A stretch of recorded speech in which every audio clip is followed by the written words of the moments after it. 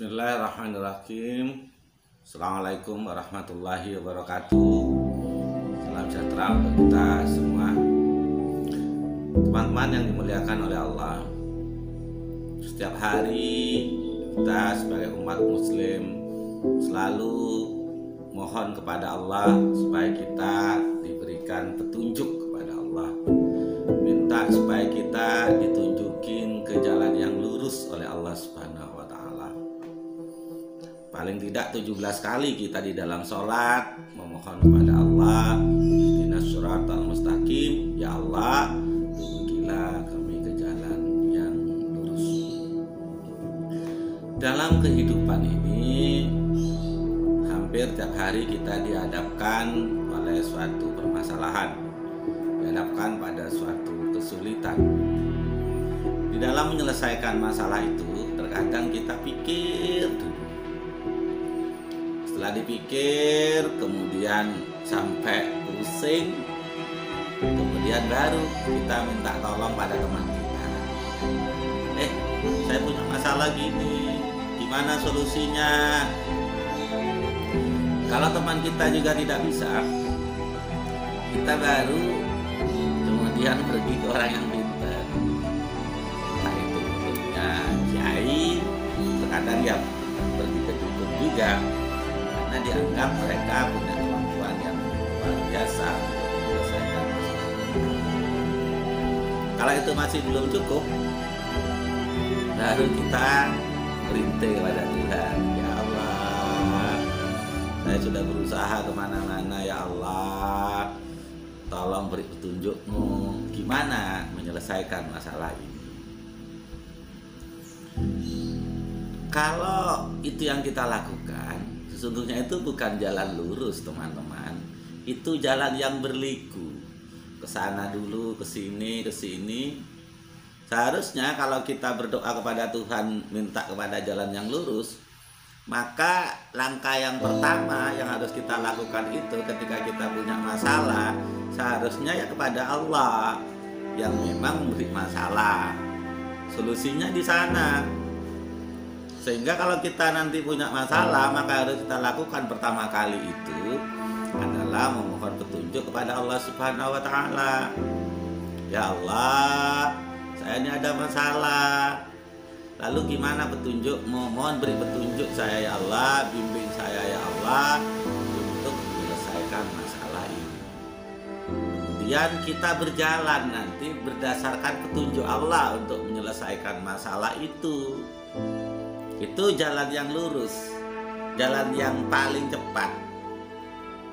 Kalau misalnya ada dua titik, satu di sini dan satu di sini, jalan yang tercepat yang lurus ini, bukan yang memutar kayak tadi itu. Makanya teman-teman, sekali lagi, kalau kita punya masalah, maka sebagaimana doa kita kepada Allah, maka mintalah petunjuk kepada Allah untuk menyelesaikan masalah itu. Karena yang penting dan mahal itu adalah petunjuknya itu. Lalu setelah petunjuknya ada, kita ikutin, insya Allah masalah kita akan selesai. Dulu Nabi Allah Musa alaihissalam punya pengalaman seperti itu. Waktu itu beliau sakit perut, kemudian beliau minta petunjuk kepada Allah. Ya Allah, saya ini sakit perut, gimana solusinya ya Allah? Maka kemudian oleh Allah ditunjukin beliau itu untuk mengambil pohon. Maka beliau ambil pohon itu dan kemudian daunnya itu diambil kemudian dimakan. Belum hampir seluruhnya sembuh penyakit beliau itu. Beberapa waktu kemudian beliau juga sakit yang sama, sakit perut yang sama. Kemudian karena beliau punya pengalaman dulu tentang itu, maka diambillah daun itu dan kemudian dimakan oleh beliau. Apa yang terjadi? Sampai 10 daun tidak sembuh-sembuh. Akhirnya beliau menyampaikan kepada Allah, ya Allah, dulu ketika saya sakit perut, saya kemudian makan daun ini sembuh. Sekarang ya Allah, saya juga sakit perut, kemudian saya ambil daun ini, kemudian saya makan, tapi sampai 10 tidak sembuh-sembuh. Dan Allah menyampaikan, Nabi Musa, dulu ketika jenengan itu memakan daun itu karena petunjukku, kata Allah. Tapi sekarang kamu memakan daun itu bukan karena petunjukku, tapi karena hasil pemikiranmu. Yang mahal itu adalah petunjukku, kata Allah. Makanya teman-teman, terkadang kita ini ketika menyelesaikan masalah, terkadang berdasarkan pengalaman kita, oh dulu saya sembuh ke dokter itu, diulangin lagi. Padahal yang mahal itu adalah petunjuknya, petunjuk dari Allah Subhanahu wa taala itu. Makanya teman-teman, kalau kita punya masalah, kalau kita punya kesulitan, maka yang pertama kita lakukan memohon petunjuk kepada Allah Subhanahu wa taala. Dan kemudian kita melangkah berdasarkan petunjuk itu.